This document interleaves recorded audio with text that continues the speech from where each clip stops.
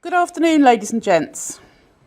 This afternoon's presentation will explore the entertainment scene in Hoxton and the surrounding areas from 1863 to 1871, which is the time when Hoxton Hall was a music hall. It will look at Hoxton Hall's place within other music halls and theatres at the time and now, and raise the question of what a music hall was and is. By the time that the first Ordnance Survey map of the UK was published in 1870, Hoxton Street in the parish of Shoreditch was home to 10 pubs, a theatre, a disused Jewish burial ground, a lunatic asylum, almshouses, London's first purpose-built Sunday school, and a music hall.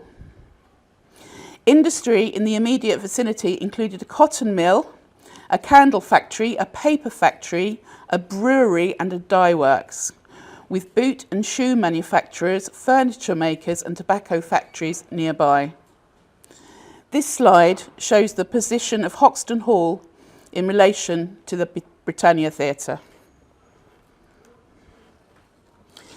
Here we have the current entrance to Hoxton Hall in Hoxton Street and the original entrance in Wilkes Place, which appears when you go in to be on the side of the building. You will see that the date 1863 is above the original entrance, and the initials of the man who built it, James Mortimer, are above one of what appears to be former windows.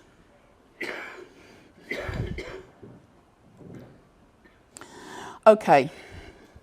Before we discuss Hoxton Hall in relation to other music halls and theatres in more detail, it is important to define what a music hall was in 1863. A music hall was simply a hall which was licensed to present musical entertainment. At this time, musical entertainment comprised anything from operatic selections and part songs, such as glees, to songs performed by the new wave of serio-comic entertainers, such as Sam Collins, who we will hear about a bit later. It also covered other performances such as animal acts, duettists, ballets, instrumentals, and anything that could be accompanied by music and did not feature the spoken word. This slide shows the Glasgow Panopticon Music Hall, built above a pub in Trongate called the Vaults. In 1857, it is the world's oldest surviving music hall. It's older than Wilton's. This is my specialist subject. Licensing was a very important part of the identities of entertainment venues in London at this time. Music halls were licensed by local magistrates under the 1752 Disorderly Houses Act. This enabled them to present musical entertainment, but prohibited them from presenting the spoken word or plays. This was also the case for theatres that were not licensed by the Lord Chamberlain or in receipt of a royal patent. So basically, every theatre in London, apart from the Theatres Royal, Drury Lane and Covent Garden. Music halls were allowed to sell alcohol and tobacco for consumption in the auditorium during the performance, whereas theatres were not. When the Theatres Act was passed in 1843, it enabled any venue that wished to present plays, the spoken word, to apply to the Lord Chamberlain to do so. This meant that theatres that had previously been licensed under the 1752 Act could henceforth legitimately feature dialogue on their stages for the first time, thereby becoming equal to the patent theatres. This slide shows the Malt Cross in St James Street, Nottingham, which was converted out of a pub built in 1760 into a music hall in 1877. The small top hat stage is indicated by the arrow. Because most music halls had originated out of or were built attached to pubs, they had traditionally been licensed to sell alcohol and tobacco for consumption in the auditorium of the premises. In fact, for a music hall to be licensed to present music or music and dancing, it had already to have been licensed to sell alcohol. In this case, this means beers, ciders, port, and other such drinks. If they wanted to sell more intoxicating liquor, they had to apply to the excise for a spirit licence, which had to be recommended by the local magistrates who had already licensed them to sell beers, etc. This meant that music halls had a more robust business model than that of the theatres, providing that they operated under the stipulations of their licence. All music halls were required to be licensed under the 1752 Act, but in practice this did not happen. This was either because they managed to circumvent the law, or as in the case of Hoxton Hall, their licence applications were refused. Incidentally, the top hat stage was so called because its height enabled people to see over the heads of men wearing top hats. But I will say, it has been said that people kept their hats on in music halls, especially on the ground floor, to protect themselves from people weeing over the balcony. Remember, venues did not have the sort or number of toilets that we have today, if they had any at all. As I've established, a music hall was simply a place that was licensed for performance of music or music and dancing. There were 4 essential types of music halls. Exploring these will help to dispel the myth of today's popular culture that music halls and the performances therein necessarily centred around serio-comic celebrities such as Mary Lloyd. In summary, the 4 types of music halls were pub music halls, saloon music halls, grand music halls and variety theatres. Pub music halls originated in venues that were licensed to sell alcohol. For the purposes of this talk, this includes those that started in clubs and eating establishments such as the Coal Hole in the Strand and were known as free and easies. The saloon music halls tended to be rooms built onto licensed premises. Wilton's Music Hall is a good example of this, as it was built on the back of 5 houses, one of which became an ale house called the Prince of Denmark, and more recently the Mahogany Bar, because of the most beautiful mahogany bar. This picture, number 2, is one of the earliest depictions of Wilton's. Grand music halls such as the Canterbury Music Hall that you see on the slide, that's number 3, were built in place of public houses that had music halls. So the pub, which may have incorporated a music hall, was knocked down, and a large opulent music hall was built in its place. Charles Morton, who was known as the father of the halls, built the Canterbury on the site of the Canterbury Arms pub. Unlike with Wilton's, the Canterbury Arms was demolished in order that Morton could construct the first entirely purpose-built music hall in London in 1852, which he rebuilt and enlarged in 1854. You will see from the slide that the Canterbury Music Hall was not just a room for musical entertainment. It also included other attractions, such as an art gallery, and could hold around 1,500 people. The 4th category of music hall is in fact a theatre, a variety theatre. I've included it because this is a type of building that people associate with music hall entertainment. Like many of the larger purpose-built music halls, the Canterbury developed into a variety theatre by the turn of the 20th century, called the Canterbury Theatre or the Canterbury Palace of Varieties. There are many differences between music halls and variety theatres. For me, the essential difference is that early music halls were rooms with a flat floor and movable seating around the tables. This is because people visited music halls as much to eat, drink and chat with their friends as they did to watch the entertainment, quite possibly more so. You can see this in pictures 1 to 3. In the 4th picture, the patrons are seated facing the front, as the main purpose of visiting a variety theatre was to watch the entertainment, as is the way of audiences visiting a traditional theatre. These variety theatres were licensed under the 1752 Act by local magistrates, which is why they are a hybrid of theatres and music halls. It is mainly on the stages of variety theatres like this that people like Mary Lloyd made their fame and fortune. Mary Lloyd having been born in 1870 and was so therefore too young to have played Hoxton Hall. This slide shows the forms of licence awarded to the proprietors of either theatres or saloon theatres by the Lord Chamberlain under the 1843 Act. Saloon theatres were saloon music halls relicensed as theatres under the 1843 Act. You will see that the licence for theatres, which is separate from and additional to the actual Act of Parliament, does not mention smoking or alcohol, but the licence for saloons does. This is because theatres did not traditionally sell alcohol during the performances or allow smoking, but music halls did. This licence reminded former music halls that became saloon theatres that they were no longer permitted to sell alcohol during the performances or allow smoking, as at the theatres. Saloon music halls that became theatres included the Britannia Saloon, which became the Britannia Theatre. This was rebuilt over a number of occasions to create the impressively large theatre that I will discuss later in this presentation. Okay, let's have a closer look at Wilton's. I'm sure some of you have been there.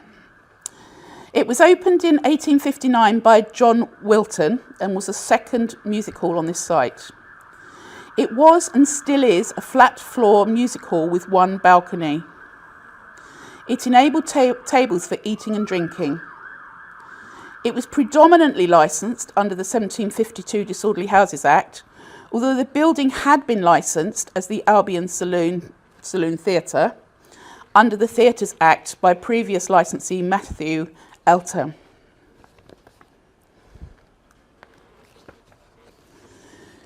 I have refrained from speaking in detail about Hoxton Hall until now in order to put it in the context of music halls at this time. You will see the similarities between Wilton's Music Hall and Hoxton Hall. However, they are very different, if not in architectural style. Hoxton Hall was built in the style of a saloon music hall in 1863. Unlike Wilton's, which was built to enlarge the capacity of the alehouse by creating a room for presenting entertainment, Hoxton Hall was purpose-built as part of a housing development by property developer and what was known as 5% philanthropist James Mortimer. It has never been adjacent to or associated with a public house, and therefore is not a saloon music hall. Hoxton Hall was very much a mixed-use hall. The first public event to be held there was a talk on dwellings of the poor in Bethnal Green and Shoreditch. It was also used throughout Mortimer's time as a hall for hire. Its original construction, like Wilton's, had one balcony. Licences for music halls were awarded at the Middlesex sessions of the local magistrates in October every year. Mortimer applied for a music licence for Hoxton Hall in October 1863. This was refused. There are several theories regarding why this was the case. These include that the hall was not ready for musical performance when the licence was applied for, bearing in mind it opened in November 1863, which we're going to come on to, and they applied for the licence in October 1863. Also, that Hoxton and Shoreditch already had lots of places where people could drink and be entertained. And the proprietors of these places did not want another establishment potentially taking their business. James Mortimer had political objectives and was very much a moraliser, hence his interest in dwellings of the poor. This might have been unpopular with the types of venues already established in the vicinity.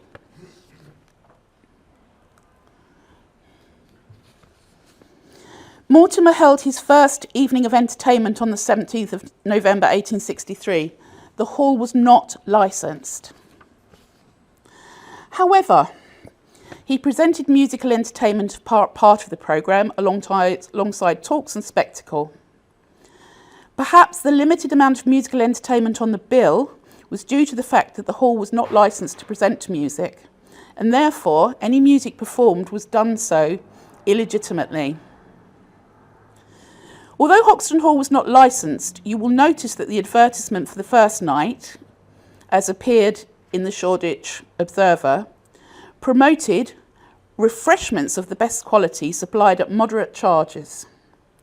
We know from other newspaper articles that this included beer, but it is unlikely to have included spirits, as Mortimer spoke against gin drinking at other establishments.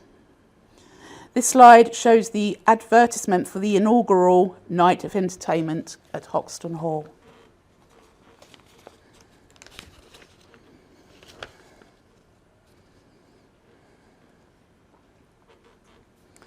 This is from a review of the first night as published in the Era on the 8th of November 1863.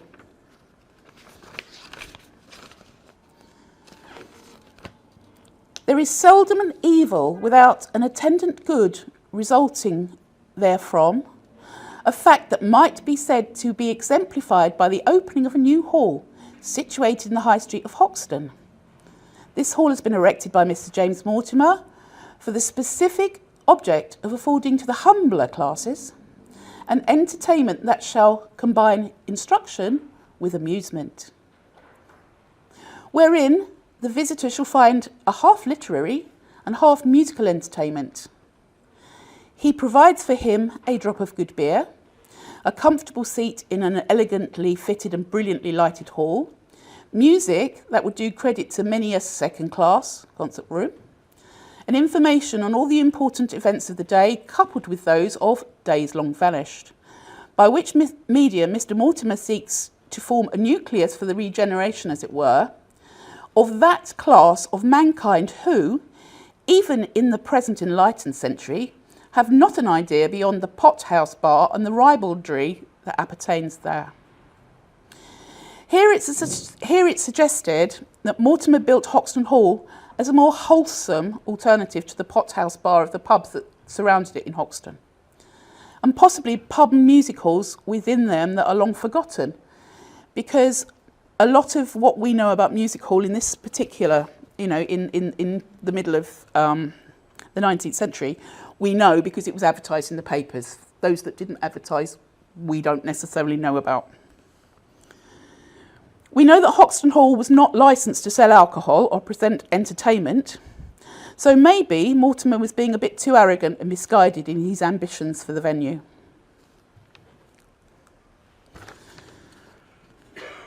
Just a note on what other music halls and theatres were advertising in the Shoreditch Observer on the 7th of November 1863. Mortimer was not alone in presenting anodyne entertainment, which included glees. A glee was a part song, so a song sung by a number of people, usually unaccompanied. They were very popular in the late 18th century, especially with amateur groups. And there is no knowing whether the Orpheus Quartet that performed at Hoxton Hall's opening night of entertainment was an amateur or a professional group. Music halls regularly presented what we would consider now to be classical music, as this type of music was enjoyed by all people of all social classes, as it was the 18th and early 19th century version of popular music.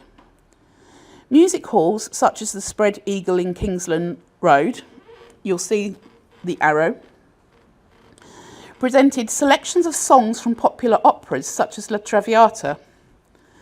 Venues licensed under the 1752 Act were prohibited from presenting full operas, so they had to make do with popular arias.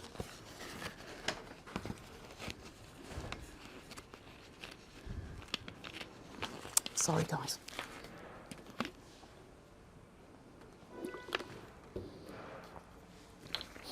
Other music halls, like the Royal Hotel Music Hall in Victoria Park, presented vocal and instrumental concerts, as did the Rosemary Branch Tavern, Islington. The talks Mortimer presented were more akin to what was thought of as improving halls.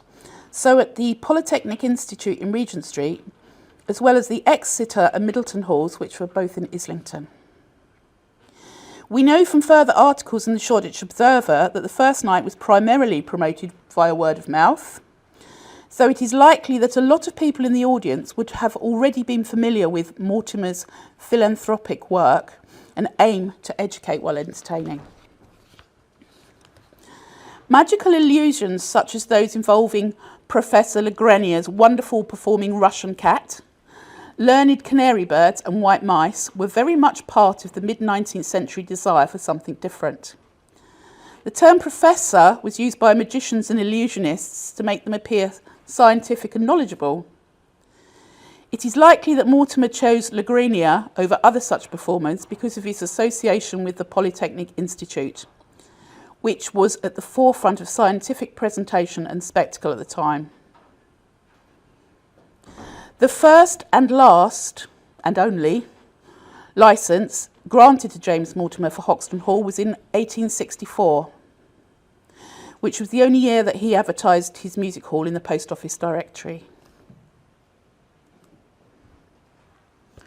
We have looked at how music halls conform to a particular building style in that they had flat floors with movable chairs, in contrast to theatres which had fixed seating facing the front. Also, the audience members ate, drank and chatted through performances, whereas in theatres, although they might well have chatted, they would have sat in fixed seating facing the front. However, I think it's interesting to note that what was presented at music hall and theatres was predominantly the same. So, looking at the same newspaper that reviewed Hoxton Hall earlier, the Era published advertisements for 19 theatres and 16 music halls. Notably, Hoxton Hall was not advertised, although it was featured in the review. 3 of these theatres and 6 music halls were simultaneously presenting entertainment featuring the spectacle of Pepper's Ghost. These included the Britannia Theatre, Wilton's, and the Theatre Royal Drury Lane. The difference was in audience experience, with the ability to drink alcohol and smoke during a performance at a music hall or saloon theatre, competing with the opportunity to see the spectacle within a play.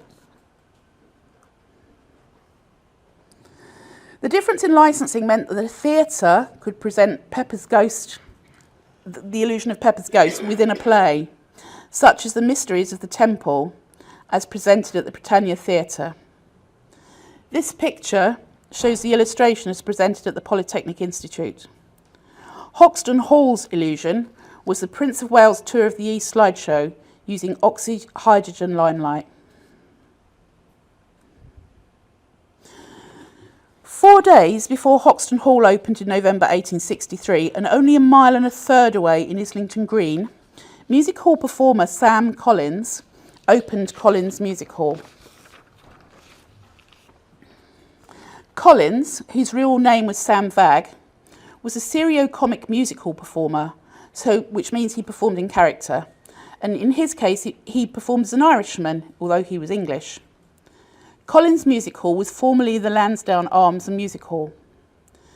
The review of the first night published in the Era on the 8th of November, which is the same day, and it's printed directly above the review of Hoxton Hall, celebrated how many of his competitors had come to wish him well as a popular member of the music hall industry.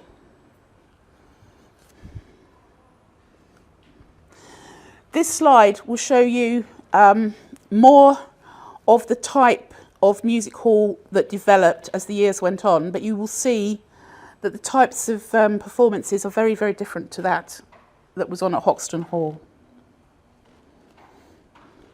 However, perhaps the most important sentence in the advertisement, in the context of this talk, is the announcement that the evening was being directed by Mr. James MacDonald. So James MacDonald is at Collins. He's the manager at Collins at this time. You can visit what remains of Collins Music Hall, as it's now Waterstones in Islington Green. This is a newer version of the original music hall, and it was rebuilt in 1897, as the plaque shows. This playbill here is one of the very, very few examples of memorabilia or of advertisements that we actually have for Hoxton Hall, and it's in the collection in the archives here. James Mortimer, his music hall was only operational for a year. New licensees Joseph Sawyer and Francis Day were granted a music licence in 1865. However, Day was a waste paper merchant, so it's possible that the hall was used for storage. There is no indication that any musical performances took place under this partnership. When Sam Collins died in 1865, the licence for his music hall was issued to his wife Anne. So James MacDonald left Collins Music Hall and went into business with Thomas Clark, the landowner of Hoxton Hall.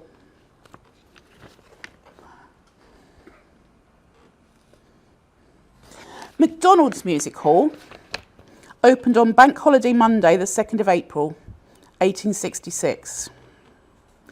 Here you will see that the bill is very similar to that of Collins Music Hall. Possibly because James MacDonald was the manager of Collins, and maybe, we don't know, but maybe he was responsible for booking the acts. So the fact that when he came to Hoxton Hall and it became MacDonald's Music Hall, he knew what was going to be popular. Incidentally, the second balcony at Hoxton Hall was added in 1867, so he must have been doing something right commercially.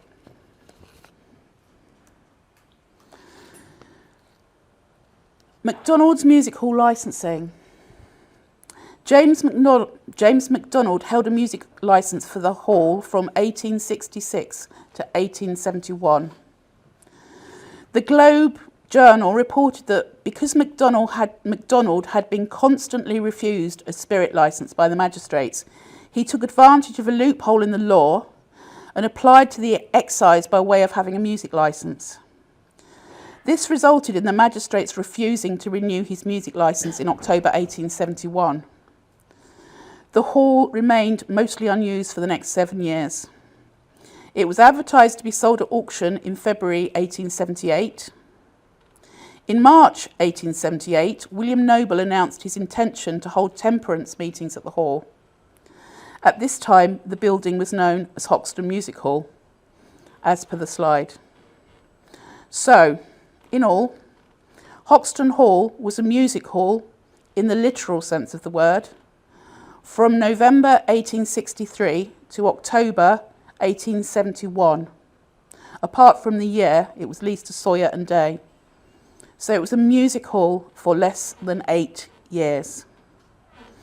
In terms of what today's popular culture considers to be a music hall, it was only a commercial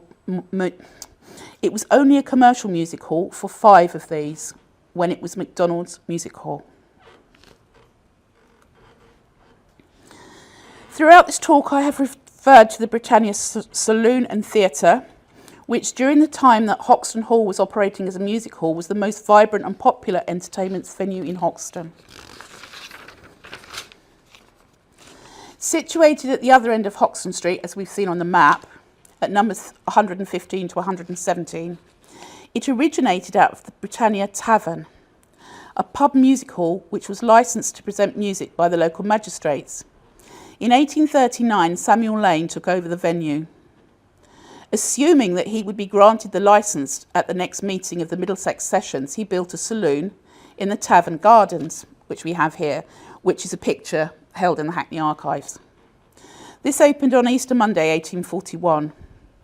He was not granted a licence, possibly because a fatal fight had occurred outside the Britannia Tavern in 1841, and Lane's previous venue, the Union Tavern in Shoreditch High Street, had been raided by the police under his management. The Britannia Saloon closed and then reopened in 1843 as a saloon theatre with a licence under the 1843 Theatres Act. And so he could legitimately present plays.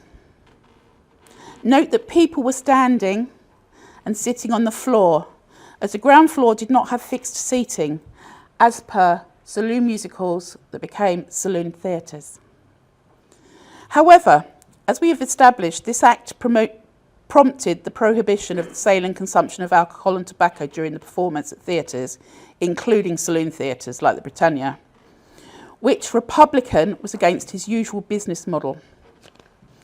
The campaign by proprietors of saloon theatres such as Lane resulted in them being allowed to serve alcohol and tobacco during the performance, and so returned to their former business model from 1845.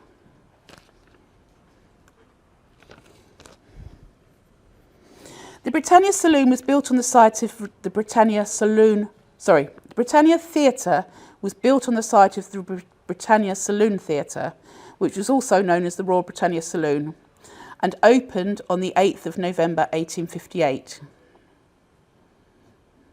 An article in the Illustrated Weekly News of the 2nd of May 1863, so 6 months before Mortimer opened Hoxton Hall, described the building in detail and confirmed that refreshments were being served in at least 2 areas of the theatre.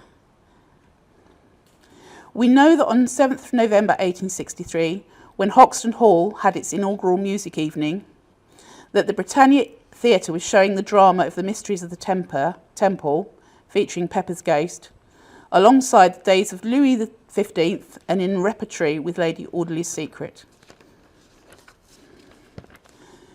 This picture here illustrates one of the Britannia Theatre's pantomimes and shows a backstage scene from a pantomime in around 1868.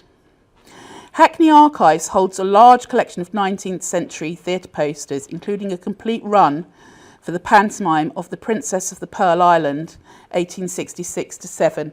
These are the big posters that you'll see on the table over there. We have loads of them here, but they've kindly laminated some of them so that you can have a look. There's also a poster for another theatre there. Although it was licensed to present plays, by the end of the 19th century, the Britannia Theatre was more akin to a variety theatre than the Drury Lane of the East, as it was known in the 1860s to 80s. Films became a large part of the Britannia's programme in the 20th century, and its final incarnation was as a cinema. Okay, May 2024. I took these pictures last month. Today, Hoxton Hall is going strong, as is Wilton's Music Hall. Both benefited from Heritage Lottery money and celebrated their renovations in 2015.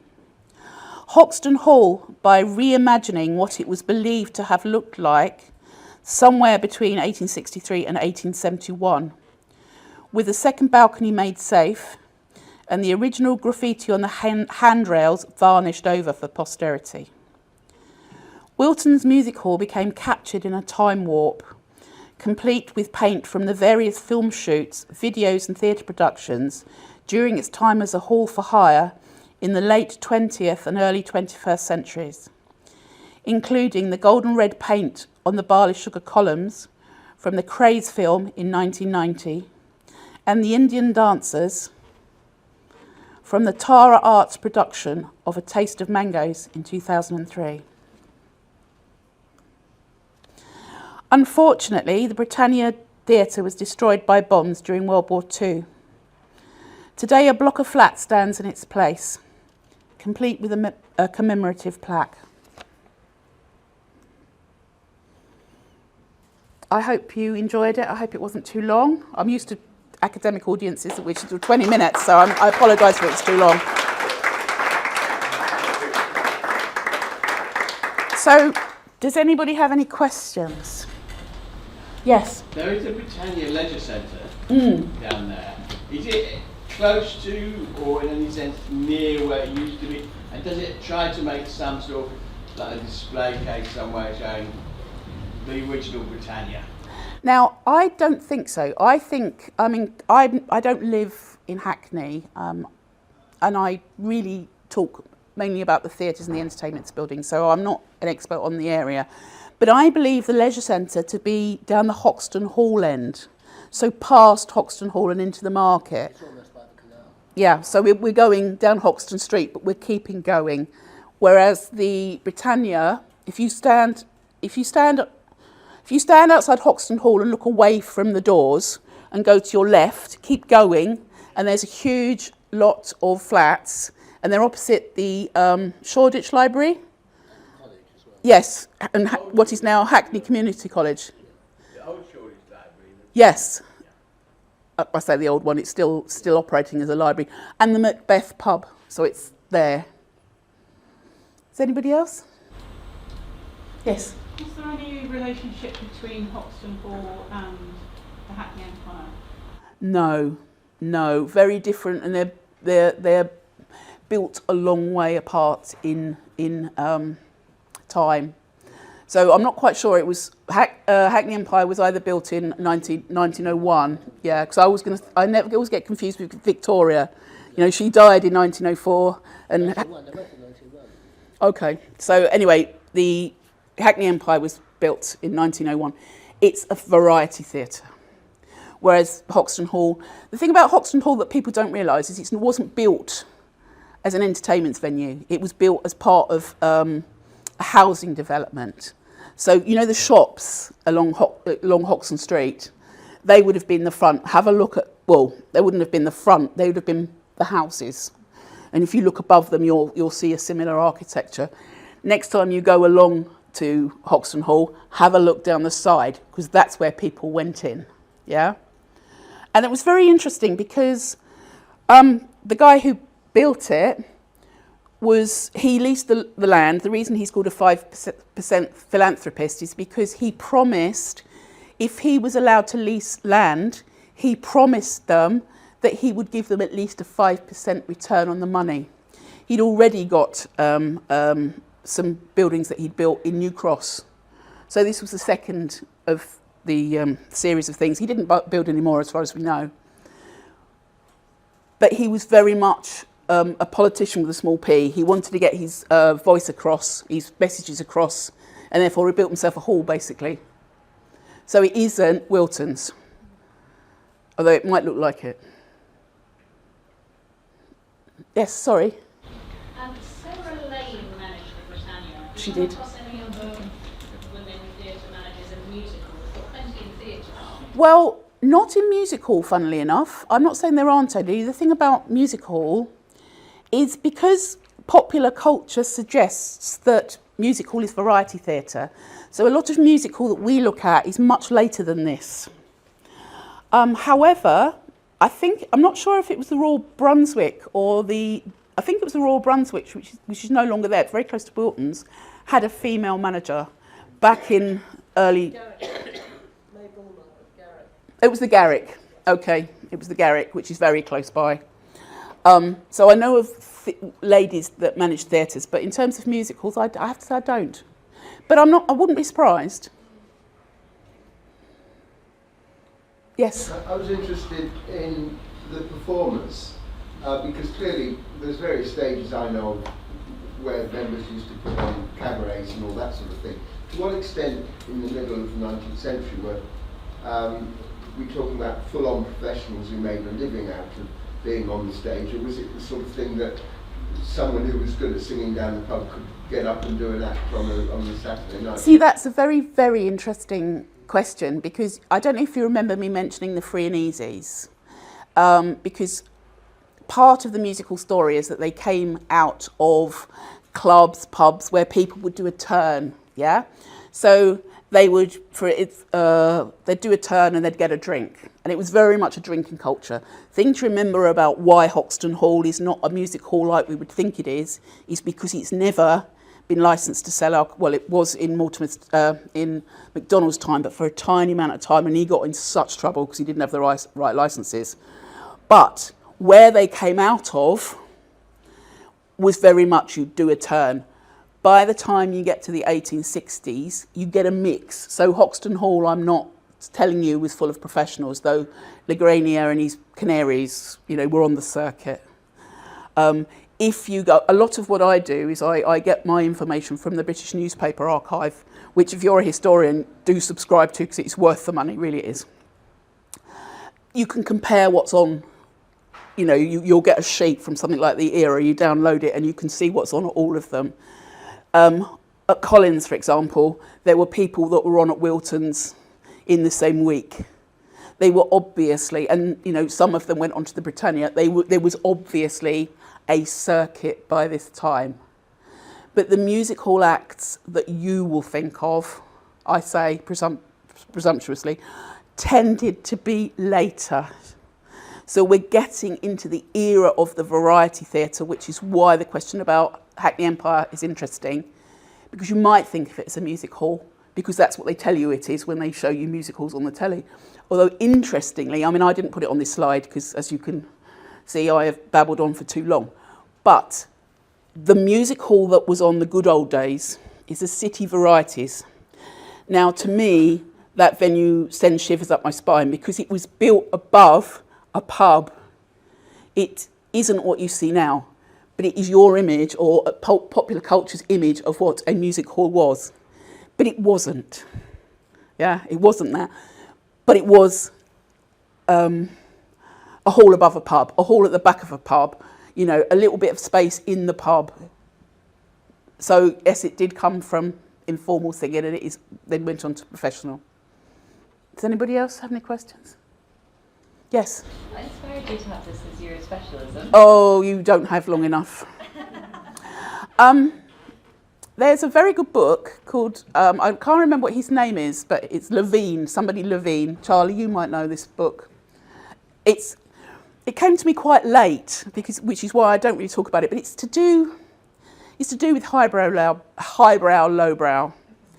Now, I started off as a performer, but I became an academic quite early on, so I hadn't performed since I was in my 20s, yeah? But what really, really gets up my nose, particularly as an academic, is the fact that people say Britain's Got Talent. Oh, Britain's Got Talent, how rubbish, you're watching that on a Saturday night. Well, terribly sorry, this was the sort of thing that was on at variety theatres. And oh, how posh, and you know, £150 a ticket to go and see Drury Lane, you know, go to Drury Lane. It wasn't like that.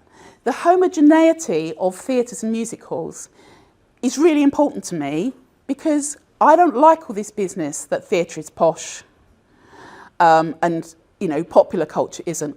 My PhD, I mean, you're very lucky only to get a very small snapshot of it, but it talks about the business model. It's all about business. And, you know, I alluded to the fact that Pepper's Ghost was on. The reason I used that is just because it was on when Hoxton Hall opened, yeah? Not because I chose it particularly for any other reason. But the fact that it was on at Drury Lane, the fact that it was on at Wilton's, the fact that it was on at the Britannia, it was basically giving the audiences what they wanted. So, you know, it could be, and Drury Lane wasn't posh, Drury Lane was broke, you know, and the business of legitimate theatre that one might talk about or read about was imposed, my research shows me, was imposed by the proprietors of the patent theatres in order to keep their duopoly, their piece of difference against theatres that weren't patent theatres and musicals and things like that. So they were pushing really hard to keep that one thing that they could do, which was have plays, which is why the 1843 Act is very interesting. Sorry, I could bore everybody with this for hours. I apologise. Well, if anybody wants, I might get what do they have? I might get one of them in a minute. Am I having one of those? Right, I've got one of those. So, thank you very much. And now, when you go to Hoxton Hall, Wilton's. When you go to Wilton's, have a look at it in a different light. That blue is 2003. I used to work at Wilton's. I've done tours of Wilton's, I've done tours of Hoxton Hall. People say, oh, is it original? Well, it is original, but some individual painted it. So and the dancing girls on the back were 2003. And that blue, I call a taste of mangoes, because it's got nothing to do with Wilton's in 1859. Hoxton Hall is another one that I find is slightly a bit cheatier, shall we invent a word, because the architects and the building, decided in 2015, because when Wilton's decided they were going to be a time capsule, there you go, no more. We've got, 1.5 mil. we're going to stop it now. We're going to put trip traps in. We're going to make it safe. We're going to put nice new toilets in, kitchens in. We're going to put studio rooms in. But they kept it. So the barley sugar twists that were red and gold had been painted before. The bluey sort of the mahogany bar, is very much a colour. They say it's from Sherlock, yeah? So it was very much a mishmash. Hoxton Hall is a total antithesis of this. Somebody or some committee decided what they thought it would have looked like, which personally, as somebody, I've been working in this world, saloon theatres and licensing is my mastermind subject, yeah? So I've been working in this for a long time. In fact, I was commissioned to write the history of Hoxton Hall a few years ago, not in the present incarnation of management, but 6-7 years ago. I don't think what it looks like now is what it would have looked like then, but somebody made that decision, and therefore what you get. But what is interesting, and I promise this is the final thing, if you go to Hoxton Hall and you go to the first, or go to one of the balconies, read the graffiti, because one of the decisions was to keep all the graffiti and not sand it all down. So they varnished over it in 2015. So everything you see on there, cigarette burns, cigar burns, was all from that time, which I think, if you know that, it's a sort of a bit secret, and you go up there and you rub it. Don't know if you're a historian and you like things like that, you just go, yeah, that's really good, because, who knows who was there? But I'll tell you something, Mary Lloyd wasn't. Okay, I promise I'm going now.